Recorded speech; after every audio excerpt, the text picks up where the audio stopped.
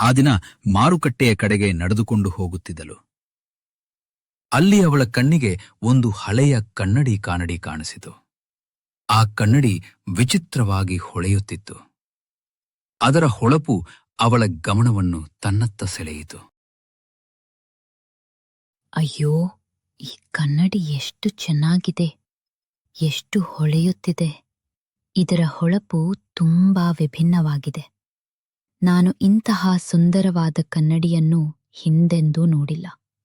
ಇದನ್ನು ನೋಡಿದಾಗ ಮನಸ್ಸಿಗೆ ಏನೋ ಒಂದು ವಿಚಿತ್ರವಾದ ಆಕರ್ಷಣೆಯಾಗುತ್ತಿದೆ. ಏನಮ್ಮ, ಕನ್ನಡಿ ನೋಡುತ್ತಿದ್ದೀಯಲ್ಲ, ನಿನಗೆ ಕನ್ನಡಿ ಬೇಕಿತ್ತಾ? ಇದು ತುಂಬಾ ಚೆನ್ನಾದ ಕನ್ನಡಿ. ಯಾರೋ ಮಾರ್ಲು ಕೊಟ್ಟು ಹೋಗಿದ್ದಾರೆ. ನಿನಗೆ ಇಷ್ಟವಾದರೆ ತೆಗೆದುಕೊಮ್ಮ. ಆ ಕನ್ನಡಿಯನ್ನು ತೆಗೆದುಕೊಂಡು ಅವಳು ಮನೆಗೆ ಹೋದಳು. ಅಯ್ಯೋ, ಈ ಕನ್ನಡಿಯಲ್ಲಿ ನಾನು ಎಷ್ಟು ಚೆನ್ನಾಗಿ ಕಾಣಿಸುತ್ತಿದ್ದೇನೆ. ನನ್ನ ಮುಖದ ಹೊಳಪು ಇನ್ನಷ್ಟಷ್ಟು ಹೆಚ್ಚಾದಂತೆ ಕಾಣುತ್ತಿದೆ. ಈ ಕನ್ನಡಿ ನಿಜವಾಗಿಯೂ ತುಂಬಾ ಅದ್ಭುತವಾಗಿದೆ.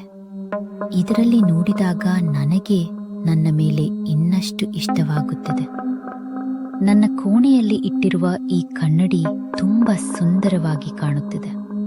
ಇದನ್ನು ನೋಡುತ್ತಾ ಇದ್ರೆ ಕಣ್ಣು ತೆಗೆಯಲು ಮನಸ್ಸೇ ಆಗುತ್ತಿಲ್ಲ. ಈ ಕನ್ನಡಿಯಲ್ಲಿ ಏನೋ ಒಂದು ವಿಶೇಷವಾದ ಆಕರ್ಷಣೆ ಇದೆ ಅನ್ನಿಸುತ್ತಿದೆ.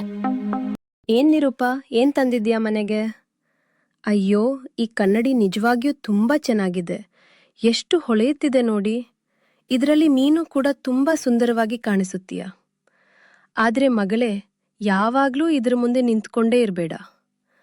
ಕನ್ನಡಿ ಚೆನ್ನಾಗಿದೆ ಅಂತ ನೋಡೋದ್ ಸರಿ, ಆದ್ರೆ ಬೇರೆ ಕೆಲಸಗಳನ್ನು ಮಾಡ್ಬೇಕಲ್ವಾ? ಬಾ, ಈಗ ಸ್ವಲ್ಪ ಮನೆ ಕೆಲಸದಲ್ಲೂ ಸಹಾಯ ಮಾಡು. ನಿರೂಪಾ ಕೂಡ ಅಮ್ಮನ ಮಾತು ಕೇಳಿ ಕೆಲಸಕ್ಕೆ ಹೋದಳು. ಇಲ್ಲವಾದರೆ ಅಮ್ಮ ಬೈತಾಳೆ ಎಂದುಕೊಂಡು ಬೇಗನೆ ಕೆಲಸ ಮುಗಿಸಲು ಹೊರಟಳು. ಆದರೆ ಅವಳ ಮನಸ್ಸು ಮಾತ್ರ ಆ ಹೊಸ ಕನ್ನಡಿಯ ಮೇಲೆಯೇ ಇತ್ತು. ಆ ಕೋಣೆಯೊಳಗಿಂದ ವಿಚಿತ್ರವಾದ ಒಂದು ಶಬ್ದ ಕೇಳತೊಡಗಿತು.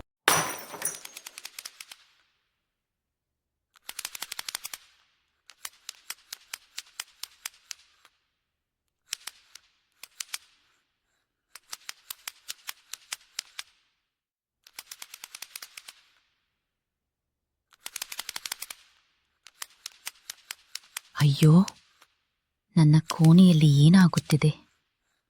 ಈ ಶಬ್ದ ಎಲ್ಲಿಂದ ಬರುತ್ತಿದೆ? ನಾನು ಕೇಳುತ್ತಿರುವುದು ನಿಜವೇ ಅಥವಾ ನನ್ನ ಭ್ರಮೆಯೇ? ಈ ಸದ್ದು ಆ ಕನ್ನಡಿಯ ಕಡೆಯಿಂದಲೇ ಬರುತ್ತಿದೆಯಲ್ಲ. ಆದರೆ ಹೇಗೆ ಸಾಧ್ಯ? ಸಾಧ್ಯ. ಸ್ವಲ್ಪ ಹೊತ್ತಿನ ಹಿಂದೆ ಎಷ್ಟು ಸುಂದರವಾಗಿ ಕಾಣಿಸುತ್ತಿದ್ದ ಈ ಕನ್ನಡಿ ಈಗ ಏನೋ ವಿಚಿತ್ರವಾಗಿ ಅನಿಸುತ್ತಿದೆ. ಇದರಲ್ಲಿ ಏನಾದರೂ ರಹಸ್ಯ ಅಡಗಿದೆಯೇ? ಯಾರೂ ಇಲ್ಲದಿದ್ದರೂ ಈ ರೀತಿಯ ಶಬ್ದ ಯಾಕೆ ಬರುತ್ತಿದೆ? ನನಗೆ ಏನೋ ಭಯವಾಗುತ್ತಿದೆ. ಆದರೂ ಇದರ ಬಗ್ಗೆ ತಿಳಿದುಕೊಳ್ಳಬೇಕು. ಇದೇ ಚಿಂತೆಯಲ್ಲಿ ನಿರೂಪಾ ರಾತ್ರಿ ಕಳೆಯಿತು. ಆ ಕನ್ನಡಿಯ ಬಗ್ಗೆ ಯೋಚಿಸುತ್ತಲೇ ಅವಳು ಹಾಸಿಗೆ ಮೇಲೆ ಮಲಗಿದಳು. ಮನಸ್ಸಿನಲ್ಲಿ ಒಂದೇ ಪ್ರಶ್ನೆ: ಆ ಶಬ್ದ ಎಲ್ಲಿಂದ ಬರುತ್ತಿತ್ತು? ಆ ಯೋಚನೆಗಳ ನಡುವೆಯೇ ನಿಧಾನವಾಗಿ ಅವಳಿಗೆ ನಿದ್ರೆ ಬಂತು.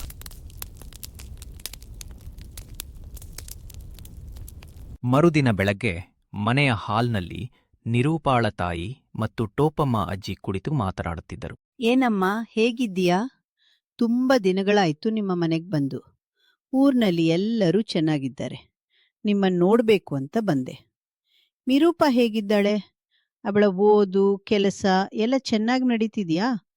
ಮನೆ ಕಡೆ ಎಲ್ಲವೂ ಸರಿಯಾಗಿದೆಯಾ? ಅಯ್ಯೋ ಅಜ್ಜಿ, ಎಲ್ಲವೂ ಚೆನ್ನಾಗಿದೆ. ನಾವು ಎಲ್ಲರೂ ಚೆನ್ನಾಗಿದ್ದೇವೆ. ನೀನು ಊರಿನಿಂದ ಬಂದಿದ್ದು ತುಂಬಾ ಖುಷಿಯಾಗಿದೆ. ನಿರೂಪಾ ಕೂಡ ಚೆನ್ನಾಗಿದ್ದಾಳೆ. ನಿನ್ನೆ ಅವಳು ಒಂದು ಹೊಸ ಕನ್ನಡಿ ತಂದಿದ್ದಾಳಿದ್ದಾಳೆ.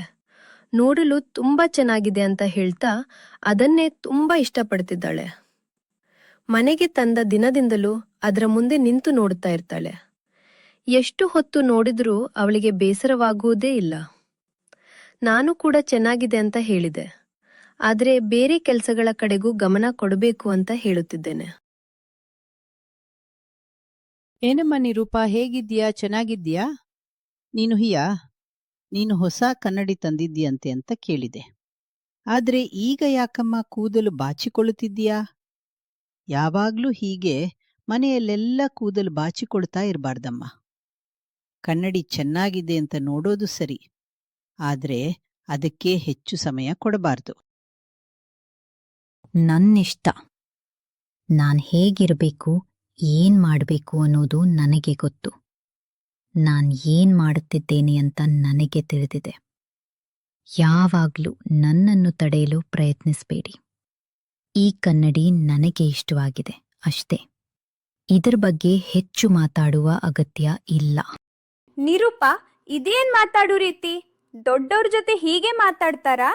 ಟೋಪಮ್ಮಾಜಿ ನಿನ್ನ ಒಳ್ಳೇದಕ್ಕೆ ಹೇಳುತ್ತಿದ್ದಾರೆ. ಅವರಿಗೆ ಹೀಗೆ ಉತ್ತರ ಕೊಡಬಾರದು. ನಿನಗೇನಾಗಿದೆ? ಆ ಕನ್ನಡಿ ತಂದ ದಿನದಿಂದ ನೀನು ಮೊದಲಿನಂತೆ ಇಲ್ಲ. ಯಾಕೆ ಇಷ್ಟು ಕೋಪದಿಂದ ಮಾತನಾಡುತ್ತಿದ್ದೀಯಾ? ಏನಾಗಿದೆ ಹೇಳು.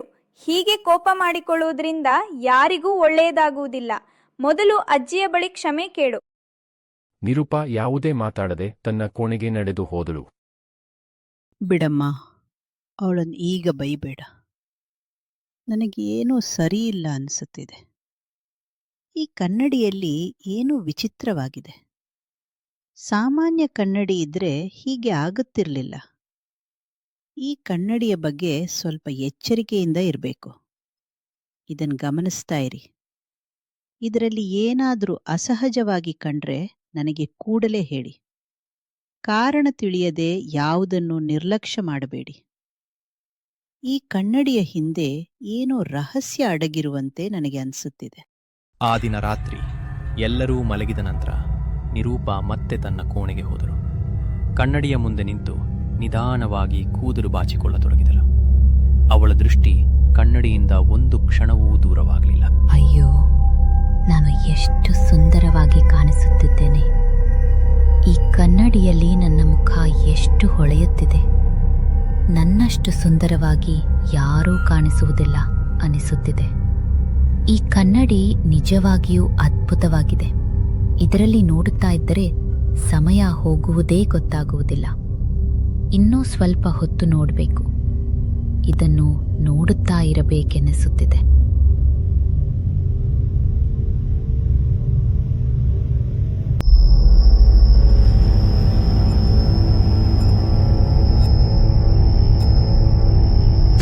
ಕೋಣೆಯ ಕಿಟಕಿಯಿಂದ ನೋಡುತ್ತಿದ್ದ ಟೋಪಮ್ಮ ಅಜ್ಜಿ ಮತ್ತು ನಿರೂಪಾಳ ತಾಯಿ ಹೀಗೆ ಬದಲಾಗಿದ್ದ ನಿರೂಪಾಳನ್ನು ನೋಡಿ ಬಹಳ ಆಶ್ಚರ್ಯಗೊಂಡರು.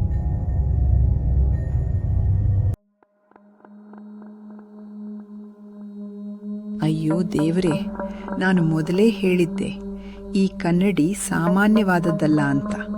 ನೋಡು, ಇದು ನಿರೂಪಾಳನ್ನು ನಿಧಾನವಾಗಿ ಬದಲಾಯಿಸುತ್ತಿದೆ. ಇನ್ನೂ ತಡ ಮಾಡಿದರೆ ಅವಳನ್ನು ಸಂಪೂರ್ಣವಾಗಿ ತನ್ನ ವಶಕ್ಕೆ ತೆಗೆದುಕೊಳ್ಳುತ್ತದೆ. ಒಂದು ಕ್ಷಣವೂ ಕಾಯಬಾರದು. ಬಾ, ಈಗಲೇ ಈ ಕನ್ನಡಿಯನ್ನು ತೆಗೆದುಕೊಂಡು ಬೆಂಕಿಗೆ ಹಾಕಿಬಿಡೋಣ. ಇದನ್ನು ನಾಶ ಮಾಡಿದರೆ ಮಾತ್ರ ನಿರೂಪಾಳನ್ನು ಉಳಿಸಬಹುದು. ಬೇಗ ಬಾ, ತಡ ಮಾಡಬೇಡ.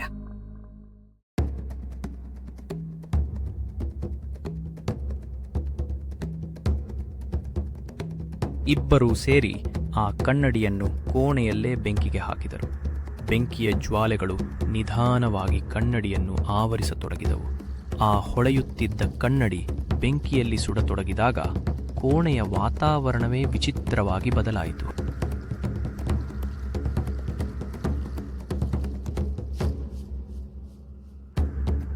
ಕನ್ನಡಿ ಬೆಂಕಿಯಲ್ಲಿ ಸುಡುತ್ತಿದ್ದಂತೆ ಅದರಲ್ಲಿದ್ದ ವಿಚಿತ್ರ ಶಕ್ತಿ ನಿಧಾನವಾಗಿ ಕಣ್ಮರೆಯಾಗತೊಡಗಿತು.